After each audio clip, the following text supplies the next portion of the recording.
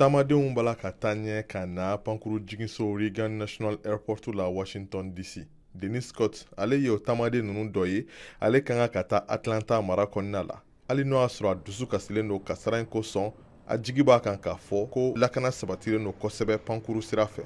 I just think about the people. A ko ne labɛnnen don ka pankuru ta sabula n kan ka taa dugu la.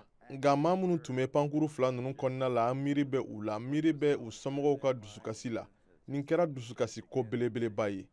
O bɛɛ n'a ta ne bɛna pankuru ta sabula n dalen don pankuru baarakɛlaw la. Wa an b'a dɔn ko États-Unis pankuru siraw ka ɲi kosɛbɛ. To be quite frank, Ni nin tamaden in kɔni jigi falen don, dɔw olu sigasigalen don. Terror Eve ale b'i kanbɔ k'a fɔ ko ale hakili bɛ ka waso-waso. I mean, it's a little nerve-wracking because it's... Tiɲɛ yɛrɛ la n dusu kasilen don, ni kasara in digira ne la kosɛbɛ yɛrɛ yɛrɛ de.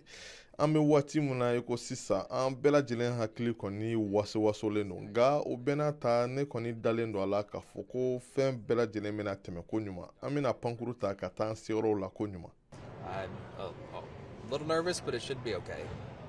Pankuru ninnu boîte noire ni o ye bara ye mun bɛ pankuru ka taama tɛmɛcogo bɛɛ lajɛlen mara. O kan ka sɛgɛsɛgɛ États-Unis taama lakanako cakɛda b'a fɛ, wa olu y'u kanbɔ k'a fɔ k'u jigi b'a kan ko tile 30 nataw la k'u na se k'u ka jateminɛ fɔlɔw da kɛnɛ kan walasa ka se ka ɲɛfɔli kɛ kasara in kun jɔnjɔnw kan.